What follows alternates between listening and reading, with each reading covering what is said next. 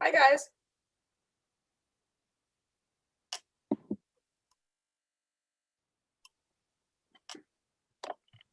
Okay, we're live on the internet. Cool. This is Baba. I'll step aside when we do the pledge so we can see the flag, and then I'll change that when it's done.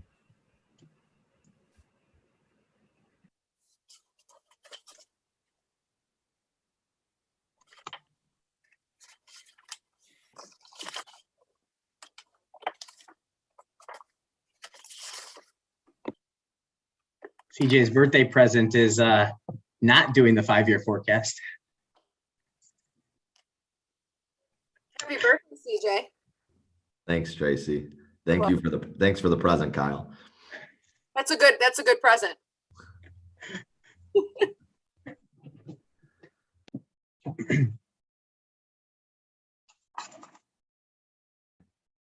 Board, while we're waiting to start the meeting, senior breakfast is tomorrow at 7:30. If you care to stop by and say hello.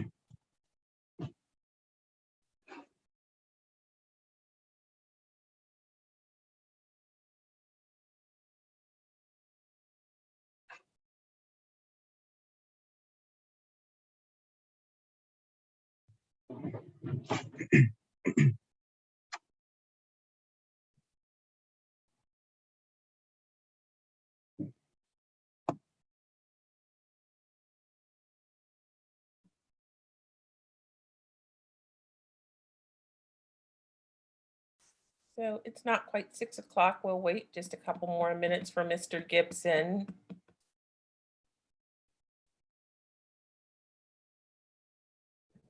He was in earlier. I'm not sure if he got disconnected or what happened.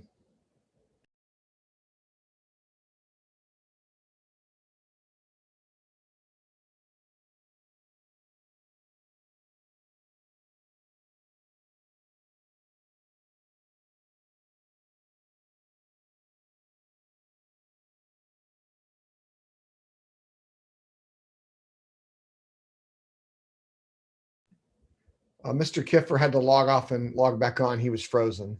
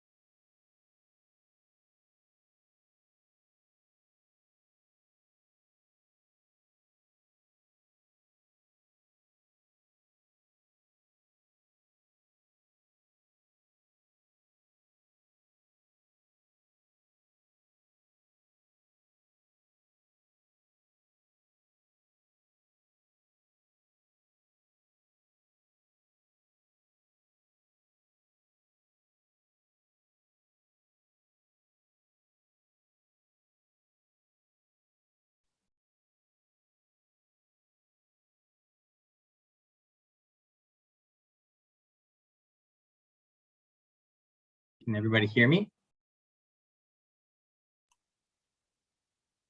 Yep, you sound good.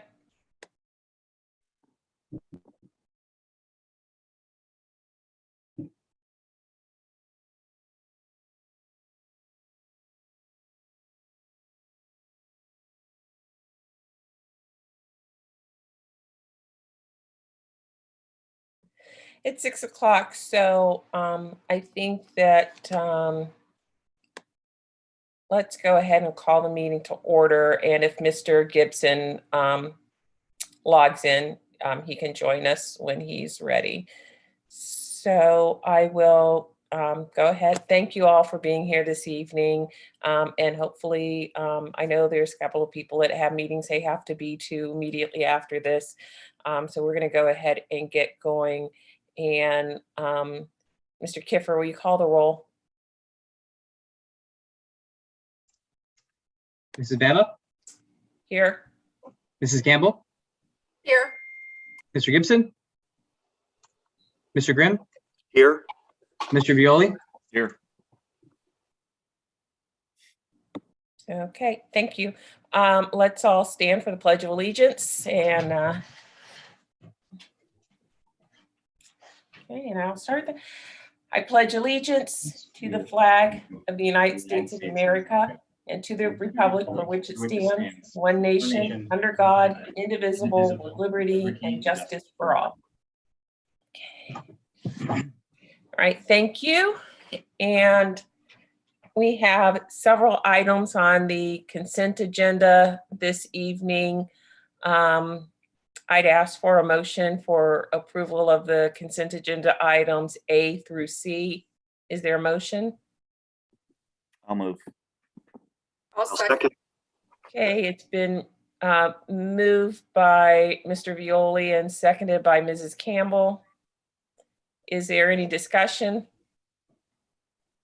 Okay, hearing none. I almost said CJ. Kyle, will you call the roll? It's okay. Mr. Violi, Yes. Mrs. Campbell, Yes. Mrs. Baba, Yes. Baba, Mr. Gibson, Yes. Mr. Grimm. Yes. Okay, motion carries. Now, moving on to item 3, treasurer's recommendations, and I will turn the floor over to Mr. Kiffer. Yes. Mrs. Baba, thank you for, and thank you board and everybody for doing this meeting. I first want to say that happy birthday to Mr. Scarsapino, our Chief Business Officer. So I'm sure there's nothing he won't want to do more than sit in at a 5-year forecast. But the good thing is that he doesn't have to do it. So for you board members, yesterday I did email you the forecast as well as the major assumptions to go along with those. And then today I emailed you the presentation that I'm going to give now. So if you guys have any questions before I get started, let me know. And Andreas, I cannot share my screen. Hold on. Okay. I know we had it worked out, but then I ahead. was cut off. Okay.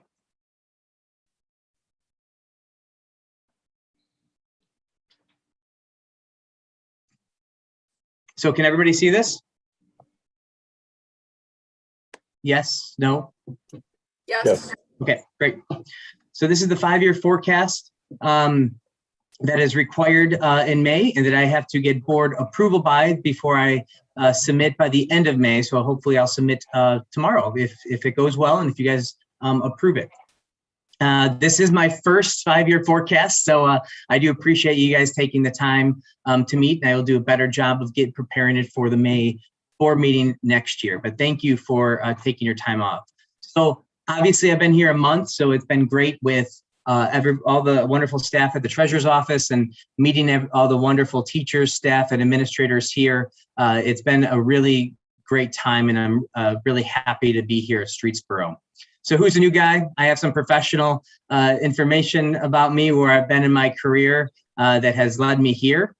And then personally, where I have been, and I'm a dad of 2 girls, 2 little ones. I'm a marathon runner. I like to try. And at one point, I'd like to point out that I did have hair in the not so distant past, but then shaved it about a year ago. And so I don't think it's going to come back either. And so now, but what are the goals for tonight? So what are the goals for within a 5-year forecast? One is to help you become more knowledgeable in school finance, and for the community to be knowledgeable of where the district stands, since we are a public entity. 2 is to answer any questions you may have. There are, and I will give major assumptions, but there is the nitty gritty of the forecast. So if you have if you have a question, or if you have a question that requires me to do some digging in the forecast, I will respond back to you with the answer as soon as I can. And the goal number 3 is to be reassured, to reassured that we are committed to financial transparency to the Streetsboro schools community, the parents, the staff, everybody that's involved with this wonderful district we all work at and live here. What is a 5-year forecast? It is filed twice a year to Ohio Department of Education by the treasurer. And it is one of the treasurer's biggest tools that he or she has.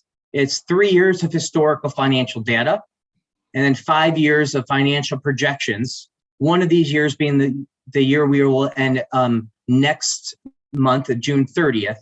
And then it's a summary of key assumptions. And I did email you the assumptions that I will submit with the forecast. It's about 8 pages. It gives you opinion where the current economics are, and then it gives you line by line explanation, getting into the nitty gritty to the forecasts that are for this year and beyond. The forecast is only through the general fund. A lot of people don't know that, and that's the reason for that. Is that, in my opinion, you may hear this in the future from me, is that a healthy general fund fuels the other funds. For example, athletics is another fund, but the general fund, Fund 001, athletic stipends are paid through the general fund. So it's the biggest. So if you see it, if we have a healthy general fund, it typically will helps fuel other funds and help other funds within the district be healthy as well. My intention is to be as accurate as possible, but these are projections and are considered a variety of very educated guesses, some within our control, some that are not within our control. So my goal is with my first 5-year forecast is to learn from this forecast and then always do a better job when it comes to the next forecast in November. I'll forever always do that.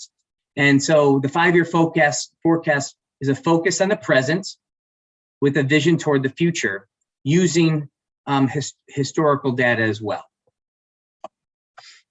The contents of a 5-year forecast. For this forecast, one is going to be the impact of the COVID-19 pandemic on the forecast. This is a little bit of a caveat from the past or the future, just because of how the pandemic has hit the district and hit everybody in Ohio, every organization and family. And I'll show that in my upcoming slides. It will show general fund revenues for fiscal 21, major assumptions of revenues, general fund expenditures with major fund assumptions with expenditures. And then in this presentation, I'll give you the summary, really the key lines of the forecast going forward. So we're 1 year into the pandemic, or 1 year plus in the pandemic.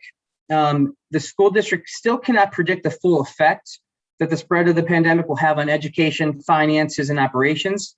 However, with the vaccination rate increasing and cases decreasing, it is good to see or make an educated guess that we're seeing the light at the end of the tunnel.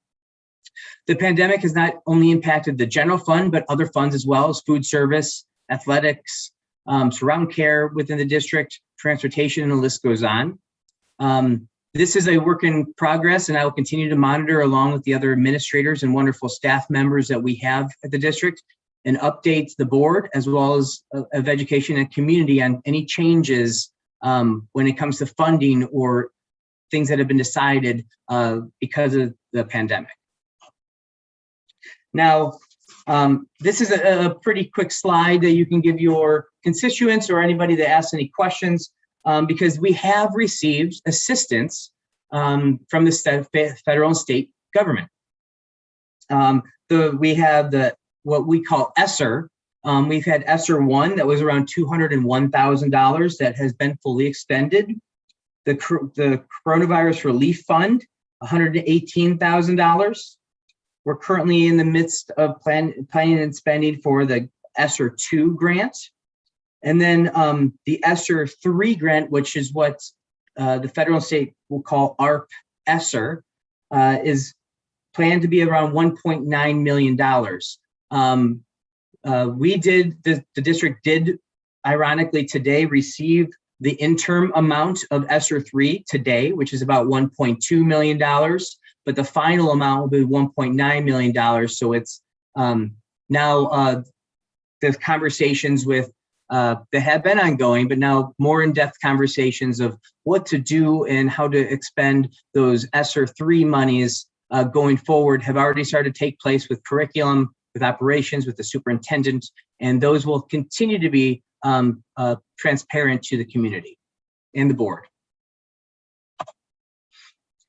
So we're going to go right onto the general revenue and assumptions. What I like to do and plan to do is show you fiscal 21 first and explain what's been going on for fiscal 21, and then go forward at the end through projecting out. So fiscal 21, where does the money come from? So with us ending our fiscal year on June 30th, it's fair to say the money that has come into the district for the general fund is about $27.8 million. If you are following the assumptions, or if you are going to follow the forecast, I will try to put from largest revenue or largest expenditure down, so you get a full impact of where our money is coming from and where it's going. So for revenue, our largest total revenue is the general property tax. I mean, this is our real estate that the district receives from taxes levied on real property in the school district. This is obviously 70% of our total revenue, and the district is very reliant upon these local real estate property taxes. And this is it's throughout the state of Ohio too. That's going to, most of the time, is going to be the biggest part of the revenue is going to be that general property tax, real estate. So that's pretty straightforward with that. And then the second revenue line is line 1.035, and that's unrestricted state grants aid. And this is your state foundation and dollars and your casino dollars. So this is around 19% of our revenue. Now, as Mr. Scarsapino can attest, as well as from the end of fiscal 19 to end of fiscal 20 to 21, there was uncertainty with these pretty consistent state foundation dollars, but there was a governor's order to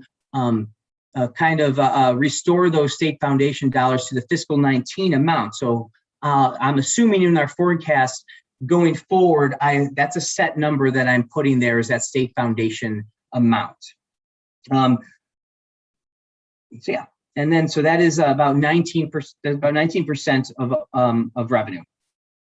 Line 1.04 is our restricted state grants aid in. So it's a very small percentage, about 0.5%, and that's getting reimbursed by the state for catastrophic costs, mainly through special education dollars. Then line 1.05 is our state property tax exemption reimbursements. So this is tax exemptions and homestead rollback. So these are individuals within our community and within the state, obviously, as well, if you look at other school districts that qualify for this assistance. Is basically the state stepping in, paying on that behalf. So that is called the tax exemptions and the homestead and rollback. And I factor in a modest 1% increase year after year for that. Line 1.06 is all other revenues for day-to-day school operations. And this is open enrollment dollars. This is excess cost revenue, tuition dollars, investment earnings, tuition fees, property tax exempt dollars, pay-to-play dollars. This is the district is I factor a modest 3-year average on these because of the pandemic. So I'm not going to take just this year. I'm going to take an average of the 3 years. And then I add a modest 1% increase in those monies. And that's about 4%. The remaining, which is about only around less than 2%, is our other financing sources and our advances in. For the other financing sources over the past 2 years, we have received a reimbursement from the BWC, so the Bureau Bureau of Workmen's Compensation reimbursements in a pretty large in historical capacity because of a lot of people working from home. And so I am not factoring that into our revenue projections into the future, because that I think is only a couple year runoff. And so that really makes up that $27.8 million of revenue. And I think I didn't mention this, but I will. The major assumptions is the forecast assumes consistent assessed values from the Portage County's Auditor's Office, as well as a high rate of collection for the Portage County's Treasurer's Office. And that has been really consistent in the past, even with the pandemic. Real estate revenue, for your information, can really only increase in 3 ways: through valuation growth on inside millage, the passing of a new levy, or through construction of new buildings. And I do know that Streetsboro is one of the fastest growing communities within Portage County. So that's going to be what I want to focus on in the future, is that new construction, because even though it could mean new revenue, it could also mean new expenses for the district too. And then for property tax revenue growth, year after year, I'm factoring in a modest 0.5% increase going forward. And that really sums up the revenues for you today. Kyle, Yes. may I ask a question? Yes. And I'm not sure if you have the answer to this, or if CJ can help out, or Mike. Of the if you go to that slide before that, the 69% portion of the tax dollars that come in, real estate tax, what portion is residential and what portion is business? And namely, I just want to say thank you to the businesses that are out there for their contributions to the district as well. But I thought it was pretty high for that split. Yeah, I'll take that, CJ. And if you want to expand upon that too. So to be honest, I don't know the exact breakdown. There are, within valuations, there are sometimes valuation appraisals, reappraisals. So I don't know the exact breakdown of that, because it does come in as at our millage at a kind of like a one or a couple times a year chunk. But that's something that I can look into, Mr. Violi. So I apologize, I don't know the answer now, but I'll look into that. Not a problem. I just wanted to acknowledge the businesses in the city as well. Yeah. And I agree with your assessment too. Yes, it's not just residential, but it is commercial as well.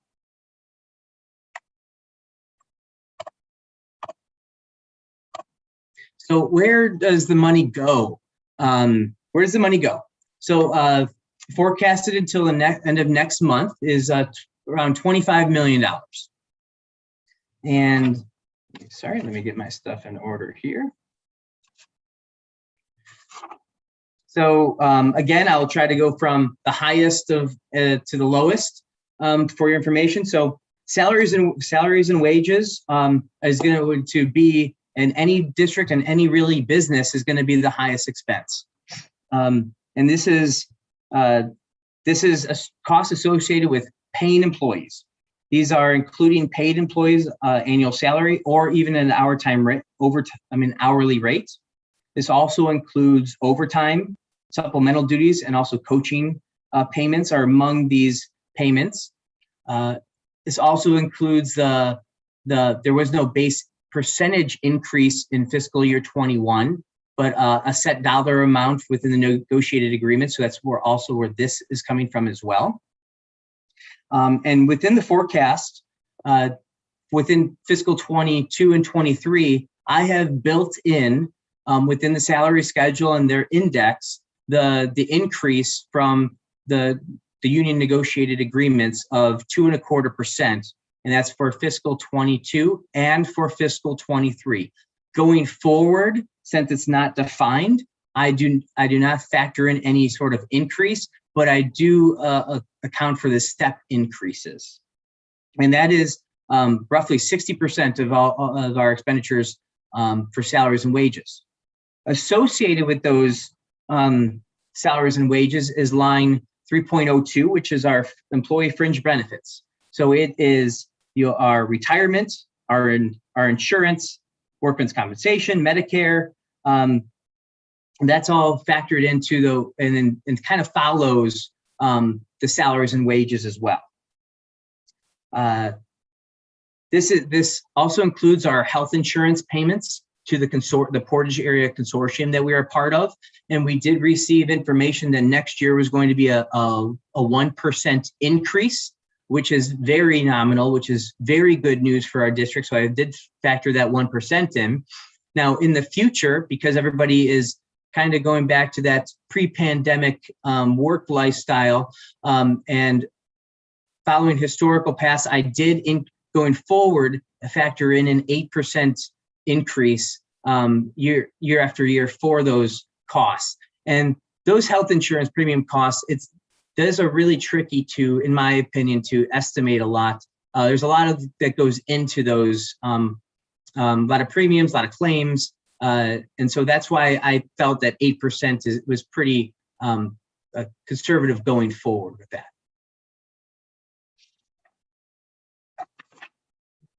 And so as you can tell, I mean, 60, so it's almost 82% roughly are for within the salaries and wages, as well as our employee fringe benefits. 82% of that's the money that is going out from the district this year. The next biggest one is about 12.4%, and this is our purchase services. And this accounts with payments for maybe employees that aren't district employees. So professional services, this is maintenance services, utilities, outside vendors, legal expenses, could be contracts that we've entered into. This is about 12.4% that I've calculated, and that's roughly about, oh man, I'm sorry about that amount, roughly about $3.1 million. Going forward, I have a 2.5, I budgeted the amounts for fiscal 22, which is about $3.8 million. And that's really because of a couple things of our operational change that we made, as well as maybe a higher increase in special education costs and facilities. And then I factored in a 2.5% increase going forward to really bring us back to our purchase services of fiscal 19 and pre-pandemic of about $3.9 million. So even though it is lower, I do predict going out of the recession, the pandemic, of those purchase services increasing over time. And then the line 3.04 is for our instructional supplies and our materials. That is textbooks, periodicals, supplies. It's a very broad category, and that's around 2% of our expenditures as well. And then we're getting to the smaller amounts. Is our capital outlay is very, very tiny with the general fund, because I believe we've been good stewards of our money and using PI dollars for any capital outlay expenditures. And to finish it off, we have the property tax collections and other expenditures, and that's your audit fees, the bank charges, any fees from the Educational Service Center, liability insurance. That's around 2.5%. And then 1% is our operating transfers and advances out. And that really is what I do, or we'll be doing pretty soon for the end of the fiscal year end meeting. A transfer is basically almost replenishing a fund within the district. And then an advance is almost a interest-free loan from the general fund that has to be agreed upon and quote unquote paid back into the future as well. And that really sums up our expenditures. And again, those major assumptions for expenditures, I'm factoring in that 2.25% increase for fiscal 22 and 23 for our negotiated pay increases, as well as step increases, as well as that healthcare costs I did mention for fiscal 22, and then forecasted an expected 8% increase going forward. And then retirement is still steady at 14%. Purchase services, as I mentioned, $3.3 million in fiscal 21, forecasted about 3.9 in fiscal 22, to kind of, and going forward, going back to those pre-pandemic purchase services amounts. So here is the part of the forecast that really sums up the lines right now. So there is a net positive between revenues and expenditures for fiscal year 21 that again ends next month of about 2.7 million. And then fiscal 22 is a net positive in the forecast of about 860,000. Now, don't be that much alarmed, but it is to be on our radar for fiscal 23, 24, and 25. The reason why that those are negative amounts is because the forecast requires me, if there's any levy drop off, and this is a renewal levy, if there's any drop off, it has to be accounted for in a line 11.02. So you will see a difference in the total revenues in 23, 24, and 25 because that revenue drop off is in line 11.02. So I hope that if you do, if the board does vote upon to put the levy ballot, the information for a 3.6 information levy on the November ballot, I hope the voters and our community members can see the great work we're doing. I mean, a testament to the fact that our seniors are graduating tomorrow and will not vote or vote to renew and not increase that tax, but just vote to renew that 3.6 mil for 2023. And then, believe it or not, I know that it seems like yesterday when the 9 mil levy was voted, a part of the forecast does show the drop off in fiscal 25. So that is coming in the future, probably likely in November of 2024. And to reiterate, a net positive difference of $2.7 million for forecasted for fiscal 21. And I'll know that for certain at the end of next month. And then a $864,000 net difference for fiscal 23. And then we hit the revenue drop off with the renewal levies. And so this really is one of my favorite quotes from Benjamin Franklin: without continual growth and progress, such words as improvement, achievement, and success have no meaning. So I believe that we are growing and progressing as a district, especially financially, from the great work that is being done now and was done in the past. And it's my job as a steward of those funds to not just revisit this forecast in May and November, but to revisit it frequently as we expend and as we expend those dollars and bring those dollars in going forward. So if there's any changes or anything that may deviate from that, I will be crystal clear going forward with those changes. And I did mention the 3.6 mil drop off for our renewal. So I will bring to the board's attention in June and July a resolution of necessity and a resolution to proceed to that 3.6 million for the general fund. There is also a permanent improvements one that's bundled with that. And then the deadline to file with the Board of Elections would be latest is 8/4. So you will see that very soon from me to the next board meeting. I do have quick information of what others are saying about us. It's very positive information, and that shows the growth within our district for our most prized possession, which is the students, the youngest students to the students that's graduating tomorrow for the district. So we really do appreciate those students that are graduating tomorrow, and hope that educational experience in high school and through the Streetsboro School Districts was beneficial to you. And then here's my contact information. Please feel free to contact me or the office at any time. And again, if I don't know some information, I will find those answers for you. And I apologize if I talked a little bit fast with my first forecast, but again, going forward, I vouch to you to look at what I did, see how the district is doing, and then we'll improve on the forecast in the future. Does anybody have any questions? Any questions? We probably should do questions under discussion after he makes his recommendation. Oh, yes. Okay. Thank you, Mr. Dalbaugh. So do you want to go ahead and,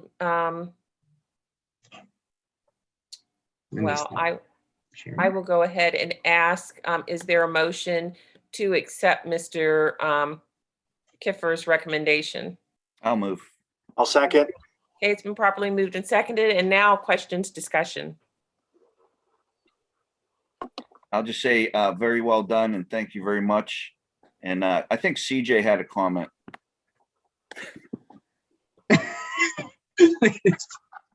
CJ, you got to say it. That he should have said it's a snapshot in time. Is that what my comment's supposed to be, Mr. Violi? Yeah. It's a The snapshot in time. forecast is a snapshot in time. There is the infamous line. Thank you. I It don't would have, be I don't have any, without that. I don't have any questions, but I just want to say, Kyle, you did a great job. I know it's your first one with us and great job. Thank you. You're welcome. Okay. Any other discussion or comments? Okay, since it's been properly moved and seconded, Kyle, I'd ask for you to call the roll. Okay. Mr. Violi, Yes. Mr. Gibson, Yes. Mrs. Baba, Yes. Mrs. Campbell, Yes. Mr. Grimm. Yes. Okay, motion carries. Thank you. All right, moving along to our next item. Oops, I do not have my agenda up. Sorry. Adjournment. All right, great. Is there a motion to adjourn? I'll move. Is there a second? I'll second. Awesome. It's properly moved and seconded. Kyle, call the roll. Mrs. Campbell, Yes. Mr. Gibson, Yes. Mrs. Baba, Yes. Mr. Grimm, Yes. Mr. Violi.